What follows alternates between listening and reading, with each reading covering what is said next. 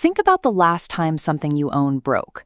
For most of human history, the default response was to grab a tool and fix it. Repair was an essential survival skill. Today, the assumption has flipped. Ask people why appliances or phones fail so quickly, and you will hear a consistent explanation. Companies deliberately use cheap parts to force you to buy replacements, planned obsolescence. That explanation has historical roots. In the 1920s, a group of manufacturers known as the Phoebus Cartel formed an agreement to intentionally cap the lifespan of incandescent light bulbs at exactly 1,000 hours, despite having the technology to make them last much longer. While shortening product life cycles is a documented corporate tactic, the idea that companies simply build things to break misses the larger reality of why you cannot open up a modern device to repair it. If the issue were just cheap hardware, consumers could simply choose to buy higher quality goods from a competitor. The actual barrier preventing you from fixing your property is written into the federal legal code.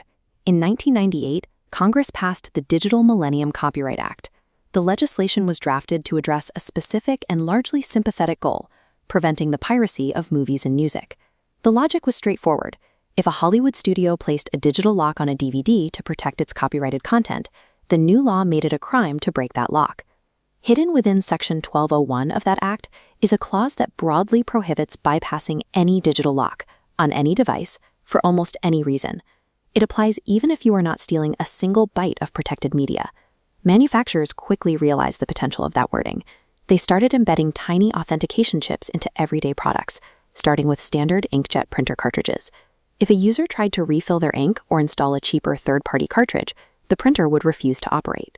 Overriding that chip was legally classified under the DMCA as defeating a digital lock. Companies successfully wrapped physical hardware inside copyrighted software. Using a screwdriver on your own property now carried the risk of committing a federal copyright violation. This legal leverage quickly spread to industries where downtime is catastrophic. During a harvest, a wheat farmer faces a strict 3-day window to bring in their entire year's crop before a storm hits. Modern agricultural equipment, like a $500,000 combine, will throw digital error codes that completely lock down the engine. Even if the farmer has the mechanical skill to replace the part, the computer refuses to let the machine move. As this diagram shows, diagnosing the fault and clearing the code requires a proprietary software tool. The manufacturer restricts licenses for this tool exclusively to their authorized dealer network. Farmers are left stranded. They wait for days, pay high service fees, and watch their crops rot in the field, simply because they cannot authorize their own tractor to turn on. To keep their operations running, owners are turning to the black market. They scour underground forums for pirated, cracked diagnostic software sourced from Eastern Europe, operating outside the law to secure their livelihood. The equipment is sold once, but the manufacturer effectively rents back the right to maintain it, creating a perpetual revenue stream from a piece of property they no longer own. In 2017, state lawmakers started pushing back by introducing right-to-repair bills designed to mandate equal access to parts, manuals, and diagnostic tools. Massive lobbying coalitions formed to oppose them.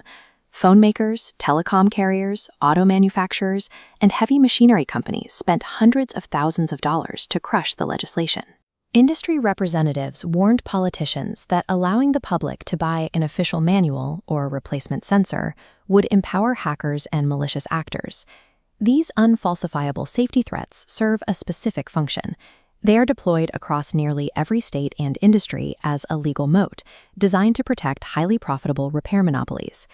During the severe ventilator shortages of the 2020 pandemic, a hospital in Italy faced a crisis. The machines keeping patients alive were rendered useless. The mechanical failure was caused by a single $1 plastic valve that needed regular replacing. The original manufacturer could not produce and ship new parts fast enough to meet the demand. Local engineers managed to 3D print functional replacements in a matter of hours. The manufacturer responded by threatening them with legal action for patent infringement. The instinct to deploy a lawyer instead of gratitude in an emergency stems directly from the legal framework established by the 1998 printer chip.